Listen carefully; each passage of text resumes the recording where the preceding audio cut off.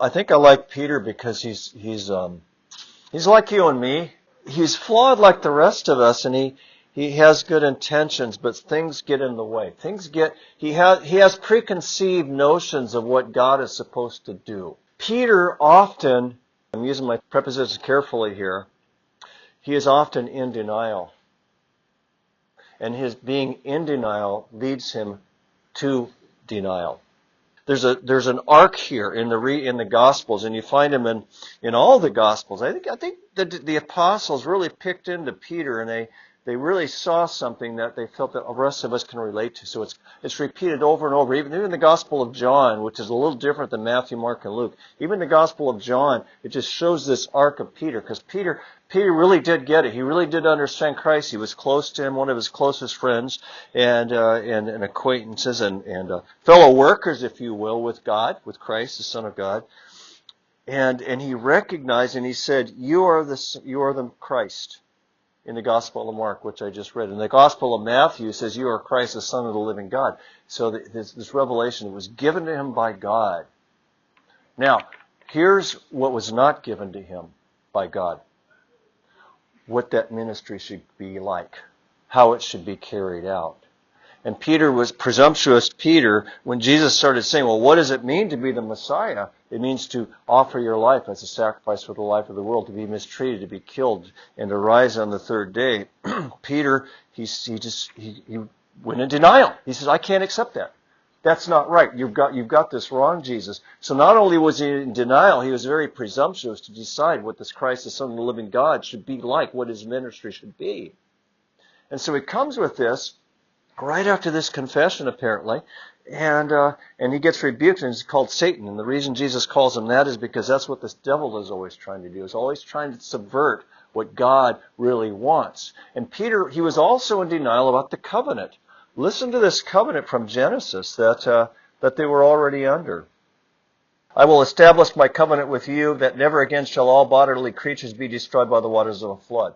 If God can stop floods from happening because he made this promise in this covenant, you have to put Jesus is trying to get Peter to realize that if he's going to die, it's because it's God's will. And that's what it's all about. It's not about trying subverting or getting away from problems or thinking that God should do a certain thing a certain way, because really what that did is that he left him on this track of denial. Listen to this for a sec. He is rebuked by Jesus in our gospel today. That's Mark 8. In Mark 9, in the Transfiguration, when Jesus and Peter, James, and John are up on this mountain of Transfiguration, and they see the glory of God, they see the divinity of Christ flowing through his humanity, this uncreated light of God, what does he say when they're ready to go? Let's stay up here. He's in denial. He says, I don't want to go back down there. This is what I want. He's being presumptuous, telling God what to do. And God rebukes him. God the Father rebukes him. And says, this is my beloved Son. Listen to him. Finally, when Peter is confronted by people saying, are you the follower of this Jesus who's been arrested? Because Jesus was on his way to crucifixion. Peter, what did he do because of his living in denial? He denied God. Denial leads to denial. And I think Peter felt that God had denied him. I think he felt God let him down. And I think that was really what led to this. I think what this is really about is you and me. We have to embrace where we are and not keep being in denial. I've known people, and you know people, it's you yourself, it's me. We get disappointed when we don't get the job, or the person we wanted to marry or expected to marry didn't come through, or this or that, and the person we prayed for is still dying.